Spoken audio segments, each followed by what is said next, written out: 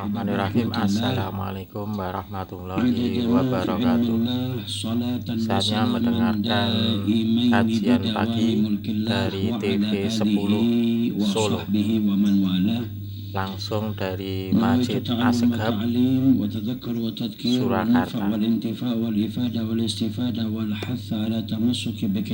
Semoga ilmunya bermanfaat. Bersama kami Herba Medika ET8 Tajin Juwiring Klaten. Jangan lupa selalu subscribe, like, and share channel YouTube kami ini untuk info-info menarik yang lainnya. Amma ba'du, melanjutkan kajian kita dari kitab Dalilus Sa'ilin, yang mana pada kesempatan kali ini kita akan mengkaji bab yang menjelaskan tentang al-ilmu atau ilmu. Apa itu ilmu? Dijelaskan di sini, huwa idraku syai'in ala ma huwa alaihi fil waqi', sawa'un kana dhalika asy-syai'u minal mahsusat au al-mughayyabat, yaitu mengetahui sesuatu, baik itu yang sifatnya bisa dilihat dengan indera atau perkara-perkara yang gaib. Wa huwa hayatun nufus, dan ilmu itu adalah kehidupan bagi jiwa. Wa ghidha'un nufus, dan ilmu itu juga makanan bagi jiwa. Wa nurul uqul wal absar, dan cahaya bagi akal maupun penglihatan. Sebagaimana manusia itu butuh makan untuk zahirnya, maka batinnya juga perlu diberi makan. Dan ilmu itu adalah makanan daripada jiwa manusia. Adapun macam-macam ilmu di sini dijelaskan. Yang pertama, fardhu ain, ilmu yang hukumnya wajib diketahui oleh setiap individu. Wa ya'thamu man qa'ada an talabihi, dan berdosa bagi seseorang yang meninggalkan tidak menuntut ilmu tersebut. Jadi ilmu yang hukumnya fardhu ain, artinya setiap orang harus tahu. Kalau dia meninggalkan, dia tidak mencari tahu, tidak menuntut ilmu tersebut, maka dosa. Wala takunu illa fil ilmi dini, dan yang fardhu ain ini adalah ilmu agama yang dipelajari oleh setiap muslim agar dia mengetahui perkara-perkara agamanya. Wa yakunu bil qadril kafi lil qiyam bil ibadat al matlubah, yaitu ilmu-ilmu yang wajib di mana seseorang itu dia bisa mengerjakan apa-apa yang diperintahkan di dalam syariat. Nah, ilmu yang ini wajib setiap orang harus mempelajarinya. Kalau ninggalkan dosa. Kalau dia duduk tidak mau nuntut ilmu ini, maka hukumnya berdosa. Seperti apa? Seperti tata caranya sholat, apa itu syaratnya, rukunnya, apa yang membatalkan. Ini kan butuh, karena setiap orang Islam diwajibkan dia untuk sholat. Setiap orang yang mukallaf wajib baginya mendirikan sholat, kemudian puasa dan lain sebagainya daripada ilmu-ilmu yang wajib, yang merupakan perintah yang diperintahkan oleh Allah Subhanahu wa Ta'ala. Jadi ilmu yang wajib ini harus dipelajari, yaitu perkara-perkara agama, apa yang diperintahkan oleh Allah dan apa yang dilarang oleh Allah. Wa faraidahu wa arkanahu, dan juga faraid, furud-furudnya, wajib-wajibnya, rukun-rukunnya, ini wajib diketahui oleh seseorang. Kemudian yang kedua, ilmu yang hukumnya fardu kifayah. Fardu kifayah ini bagaimana? Kalau sebagian sudah ngamalkan atau menuntut ilmu ini, maka kewajibannya bagi yang lain gugur. Nah, ilmu yang sifatnya atau hukumnya fardu kifayah, kalau sebagian mempelajarinya sakata anil akharin, maka sebagian yang lainnya itu tidak diwajibkan lagi. Amma idza tarakuhu jami'an athimu, tapi kalau semuanya ninggalkan maka berdosa. Jadi harus ada yang mempelajarinya. Seperti ilmu-ilmu duniawi itu juga dibutuhkan. Ilmu kedokteran, Nah, kemudian ilmu falak. Kalau semuanya ninggalkan kacau, nanti kalau ada yang sakit gak ada yang, ya memang kesembuhan di tangan Allah Ta'ala, tapi kan ada ilmunya. Nah ini yang sifatnya fardu kifayah. Dalam Al-Quran banyak sekali Allah Subhanahu Wa Ta'ala berfirman tentang ayat-ayat yang menjelaskan tentang ilmu, kemudian keutamaan yang Allah berikan kepada orang-orang yang berilmu. Dalam ayatnya Allah berfirman, wa qur rabbi zidni ilma. Jadi kita di sini Nabi Shallallahu Alaihi Wasallam minta untuk ditambahkan ilmunya. Ai zidni minka ilman, meminta kepada Allah agar beliau ditambah ilmunya oleh Allah Subhanahu Wa Taala. Dan dijelaskan oleh Ibnu Uyainah rahimahullah, wa lam yazal sallallahu alaihi wasallam fi ziyadatin minal ilmi hatta tawaffahu Allah azza wa jal. Dan Nabi Muhammad senantiasa mendapatkan ilmu, tambah ilmunya sampai kapan? Sampai beliau wafat. Jadi terus dapat ilmu dari Allah Subhanahu wa Ta'ala. Nah makanya tidak ada yang kenyang dari ilmu.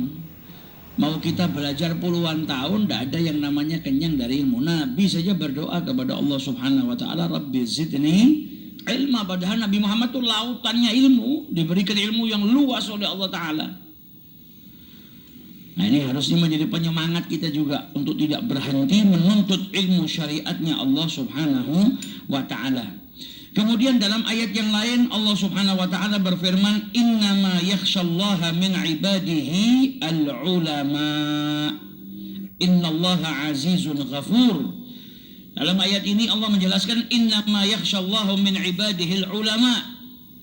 Para ulama, orang-orang yang mengerti ilmu, itu orang-orang yang paling besar rasa takutnya kepada Allah Subhanahu wa Ta'ala. Ai innama yakhshahu haqqa khasyatihi. Takutnya di sini bukan cuma sekedar takut, tapi betul-betul takut hakikatnya. Khasyah kepada Allah itu dimiliki oleh siapa? Oleh ulama al-arifuna bihi.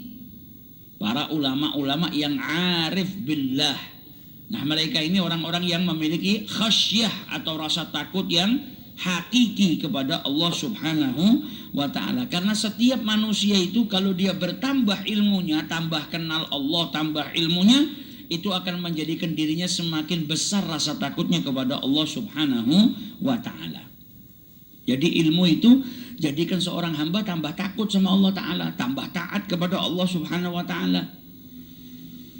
Takut kepada Allah jangan disamakan takut dengan makhluk.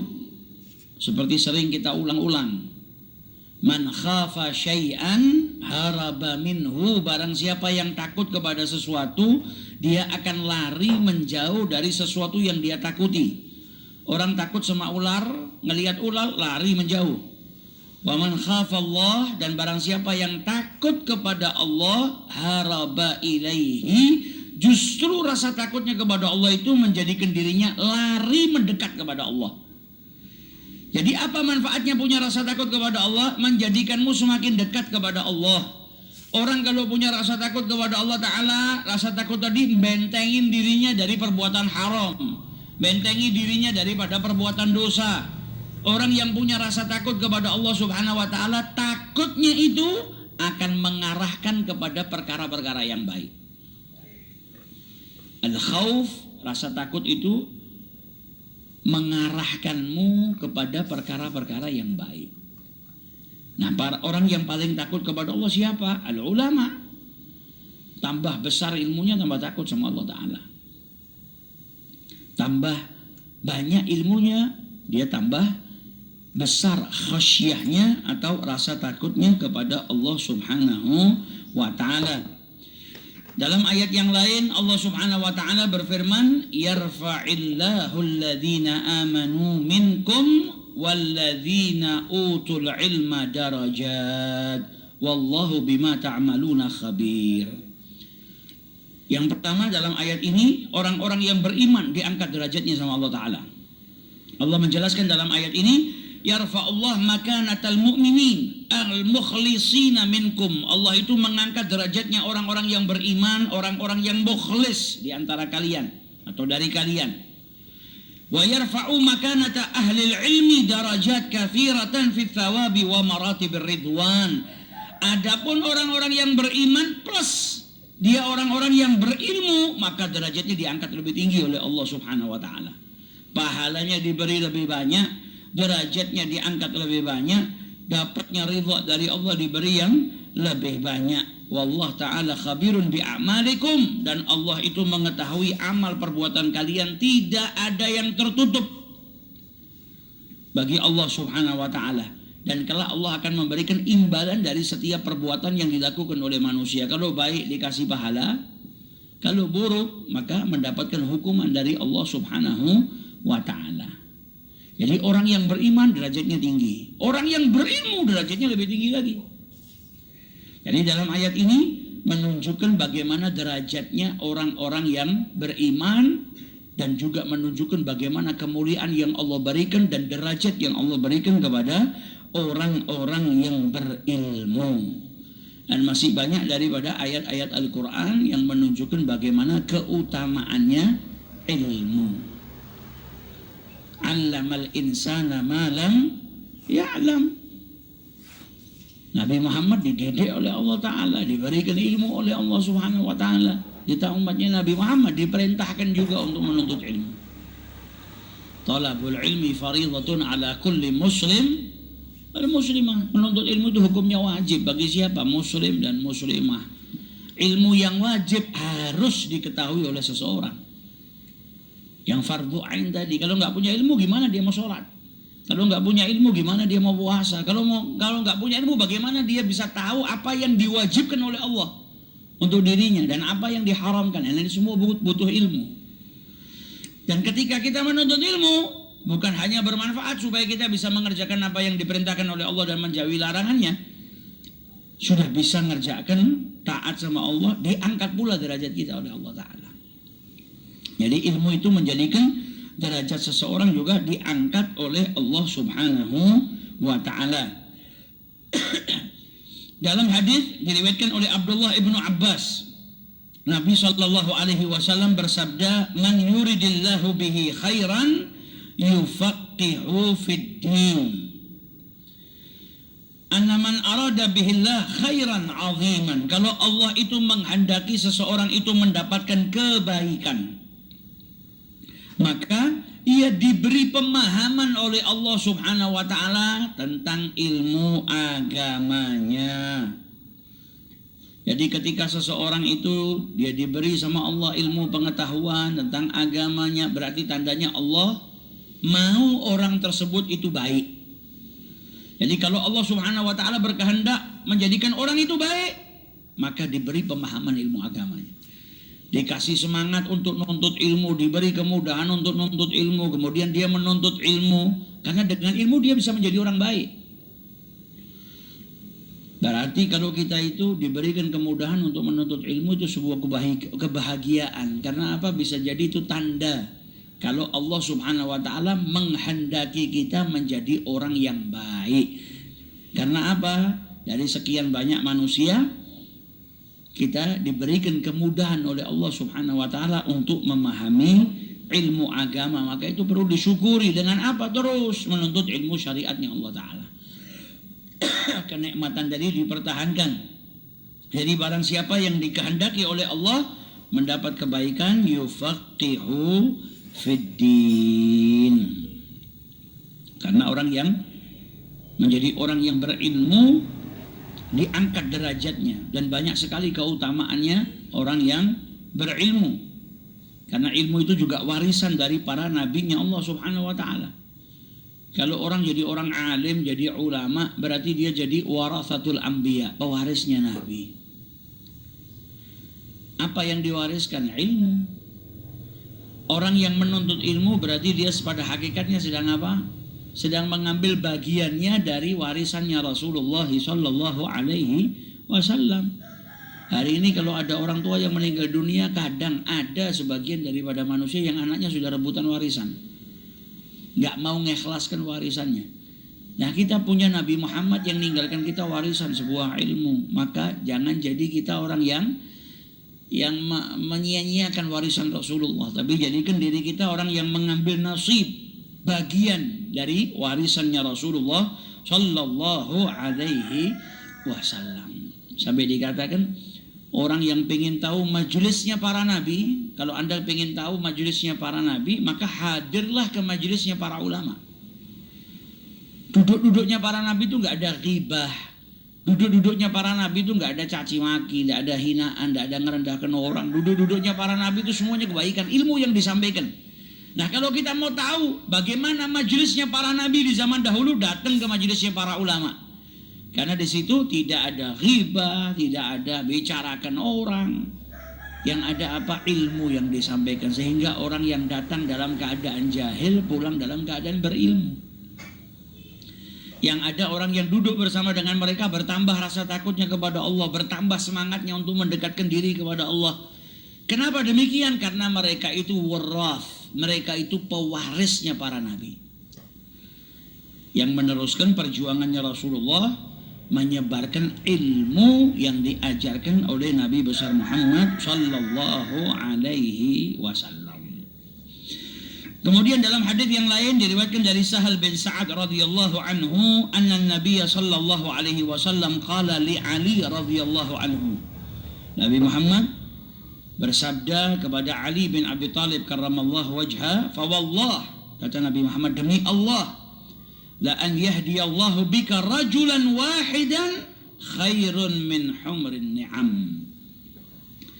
Jadi dalam hadis ini Nabi menjelaskan, andai kata ada seseorang yang mendapatkan petunjuk hidayah dari Allah melalui perantara dirimu, jadi itu orang yang berdakwah, berarti ngajarkan ilmu.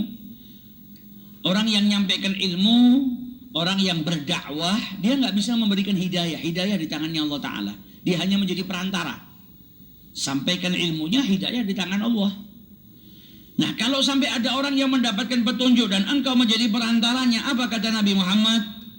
Khairun min humrin ni'am, lebih mulia daripada engkau mendapatkan unta yang berwarna merah. Jadi dulu tuh barang yang paling, termasuk barang yang paling mahal lah, unta yang warna merah ini. Nah, andai kata kau punya itu, kau miliki, atau kau punya itu untuk kau sedekahkan, itu kan punya keutamaan dan kemuliaan. Tapi ketika engkau menjadi perantara mendapatkan, seseorang itu mendapatkan hidayah melalui dirimu, maka itu lebih mulia daripada itu semua. Nah, ini menunjukkan kemuliaannya ilmu yang disampaikan, berdakwah di jalan Allah Ta'ala. Jadi maknanya antakuna sababan fil hidayati rajulin wahidin, kalau engkau menjadi sarana, penyebab seseorang itu mendapatkan hidayah dari Allah Ta'ala, khairun laka min antakuna humrun ni'am lak, maka itu lebih mulia bagimu daripada engkau memiliki unta merah untuk dirimu, terus kemudian fatatasaddaqa biha, kemudian kau sedekahkan di jalan Allah Ta'ala, atau kau miliki unta tersebut. Jangan lupa selalu subscribe, like, and share channel YouTube kami ini untuk info-info menarik yang lainnya. Bersama kami Herbal Medica ET8 Taji Juwiring Klaten. Mendapatkan hidayah itu lebih mulia. Mengikuti kajian pagi di TV 10 Solo yang kau dapatkan dari Masjid Assegaf, nah, ini juga Surakarta. Kalau orang yang berdakwah, semoga ilmunya bisa bermanfaat, tugasnya bisa menjadi amal jariah, sukses dunia, sukses akhirat. Kau menjadi penyebab turunnya hidayah kepada orang tersebut, kau perantaranya, maka engkau mendapatkan kemuliaan yang besar dari Allah Subhanahu wa Ta'ala.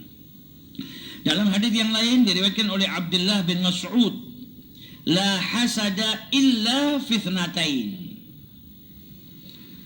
tidak ada iri, tapi iri di sini yang dimaksud yaitu ghibtah, kecuali pada dua hal.